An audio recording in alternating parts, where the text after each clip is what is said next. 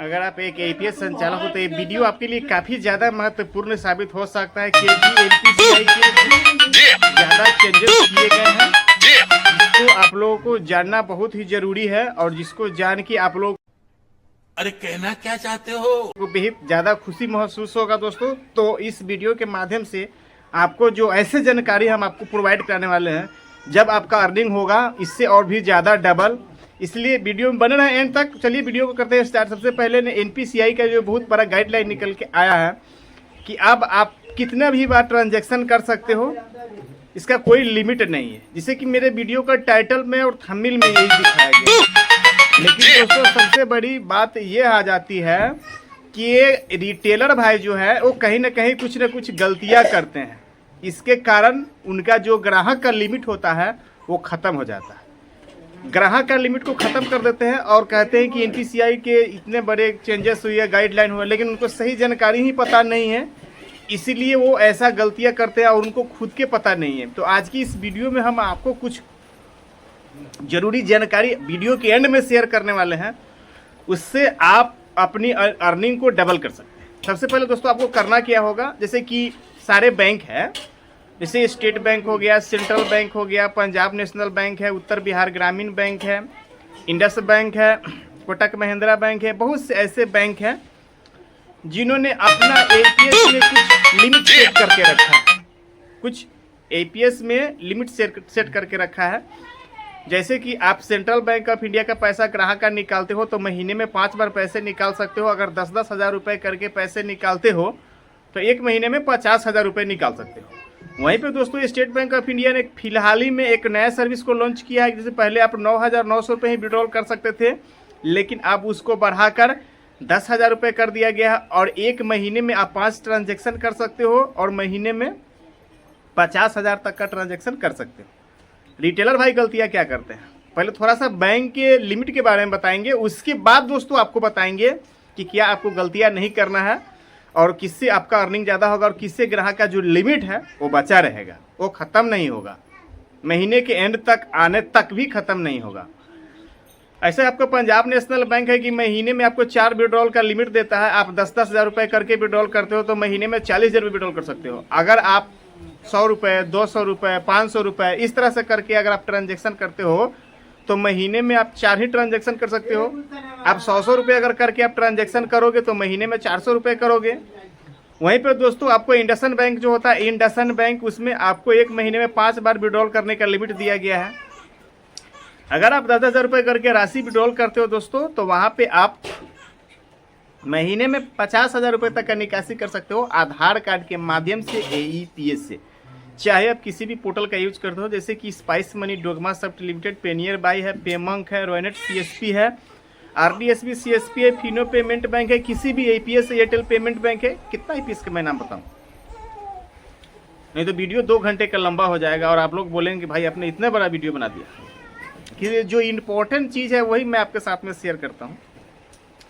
अब यहाँ तक तो मैंने कुछ बैंकों का जो लिमिट है उसके बारे में बताया, जैसे कि एयरटेल पेमेंट बैंक एक महीने में 50,000 रुपये विड्रॉल करने की लिमिट है, 5 ट्रांजेक्शन का। वहीं पे दोस्तों अगर आप एक्सिस बैंक से विड्रॉल कर सकते हो तो 8 बार पैसे विड्रॉल कर सकते हो आधार कार्ड के माध्यम से, तो 80,000 रुपये तक विड्रॉल कर सकते हो। लेकिन जो ये रिटेलर भाई हैं जो आधार कार्ड से पैसा निकालने के लिए आता है, तो ग्राहक जब आपके पास पैसे निकालने के लिए आता है तो आप क्या गलतियाँ करते हो, चलिए उसके बारे में थोड़ा सा डिस्कस करेंगे और आपको बताते हैं। सबसे पहला गलती है कि अगर कोई भी ग्राहक आपके पास पैसे निकालने के लिए आता है तो गलतियाँ क्या करते हो, क्या गलतियाँ करते हो आपको पता ही नहीं है, लेकिन मुझे पता है, वो मैं आपके साथ में शेयर कर रहा हूँ। ग्राहक अगर आपके पास पैसे निकालने के लिए आता है तो आपसे वो बोलते हैं, आपका जो ग्राहक है, कि मैं बैलेंस इंक्वायरी कराऊँगा, उसके बाद मैं पैसे को विड्रॉल कराऊँगा। मेरी बात को समझने की कोशिश कीजिएगा, ये बहुत ज़्यादा इम्पोर्टेंट है और इसको बिल्कुल ही मिस मत करना भाई, मैं आपसे रिक्वेस्ट करता हूँ। वहाँ पे दोस्तों अगर आपके पास कस्टमर आता है तो कहते हैं भाई मेरा बैलेंस इंक्वायरी कर दीजिए, उसके बाद मेरा पैसा विड्रॉल कीजिए।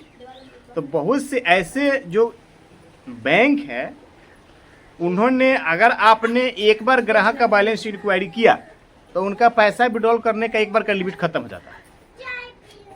मेरी बात को आप लोग समझने की कोशिश कीजिएगा, इस वीडियो को शेयर करने की कोशिश कीजिएगा। आपने एक बार अगर पैसा को इंक्वायरी किया, बैलेंस को इंक्वायरी किया, तो आपका उस ग्राहक का, आपका कुछ नहीं हुआ, उस ग्राहक का एक बार पैसा निकालने का लिमिट ही खत्म हो जाता है दोस्तों। अब पैसा उसका दोबारा में अगर आप विड्रॉल करते हो, पैसा तो विड्रॉल हो जाता है, लेकिन एक लिमिट उसका तो खत्म हो जाता है। तो आपको खुद के ही पता नहीं है कि ग्राहक का जो लिमिट दिया गया है वो क्या है और मुझे किस तरह से पैसे को विड्रॉल करना है। तो आप वहां पे ग्राहक को ये बोल सकते हो, मेरे दोस्त, मेरे भाई, मेरे ऑडियंस भाई, कि आप बैलेंस इंक्वायरी ना कराइए। आपको जितने भी पैसे विड्रॉल कराना है उतने पैसे को आप विड्रॉल कराइए, और जो भी बैलेंस आपका बचेगा, जो शेष बैलेंस बचेगा, वो बैलेंस मैं आपको बताऊंगा। आप चाहो तो हमारे पास से रिसिप्ट ले सकते हो कि भाई आपने इतने पैसे को जमा किया है या इतने पैसे को विड्रॉल किया है और इतने पैसे मेरे अकाउंट में शेष है। ग्राहक को आप बता सकते हो, उनको आप गाइड कर सकते हो, समझा सकते हो कि भाई आपका जो पैसा है वो मैं डायरेक्टली विड्रॉल कर देता हूं और जो भी आपका बैलेंस बचेगा मैं आपको बता दूंगा। ऐसी सिचुएशन में जो हमारे रिटेलर भाई हैं वो क्या करते हैं कि जिस तरह से कस्टमर ने बोला कि भाई मेरा बैलेंस इंक्वायरी कर दीजिए, तो वो भी सोचते हैं कि मैं इनका पहले मैं बैलेंस इंक्वायरी कर देता हूं और बैलेंस इंक्वायरी करने के बाद मैं उनका दोबारा में पैसे विड्रॉल करूंगा। तो इस सिचुएशन में कई बैंकों अपने ग्राहकों का लिमिट कम कर देता है। मेरी बात को आपको समझने की कोशिश कीजिएगा। मेरे पास एक्सपीरियंसो है, मेरे पास हर एक रोज कोऑर्डिनेटर, स्टेट हेड से बात होते रहता है, कस्टमर केयर से बात होते रहता है। मेरे पास एपीएस का 4 साल का एक्सपीरियंस है दोस्तों। तो ये जानकारी जो है आप लोग को दिमाग में बैठा के रखना है यहाँ पे, कि जो भी अगर आपके पास कस्टमर पैसे निकालने के लिए आते हैं, अगर वो आपको इनकेस बोलते हैं कि भाई मेरा पैसा चेक कर दीजिए, तो आपको दोस्तों बोलना है कि आप पैसे को निकासी कीजिए और जो भी आपका विड्रॉल होगा अमाउंट और जो भी आपका शेष राशि बचेगा उसका हम एक रिसिप्ट जनरेट करके आपको देंगे। अब आपके पास हो सके तो स्टेट बैंक ऑफ इंडिया का भी कस्टमर आ सकता है, सेंट्रल बैंक ऑफ इंडिया का भी आ सकता है, उत्तर बिहार ग्रामीण बैंक का भी आ सकता है, कोटक महिंद्रा बैंक का भी आ सकता है। चाहे आप किसी भी बैंक का अगर पैसा निकासी करते हो, कहीं से भी हमारे इस वीडियो को देख रहे हो, तो एक गलती जो आप करना है, ये आपको दोस्तों गलती नहीं करना है। इससे क्या होगा, आपको ही बेनिफिट होगा। कस्टमर को आपको बोलना है कि भाई आप बैंक में जाकर एक बार पासबुक अपना एंट्री करा लीजिए, उसमें आपको क्लियरली साफ साफ। अब दोस्तों देखिए, जिनका मोबाइल नंबर बैंक से लिंक नहीं है उनका आप पैसे विड्रॉल नहीं कर सकते। ये बात का हमारे सारे रिटेलर भाई की जानकारी है, इस बात को आप लोग जानते हैं, सारे रिटेलर भाई मेरा जानता है।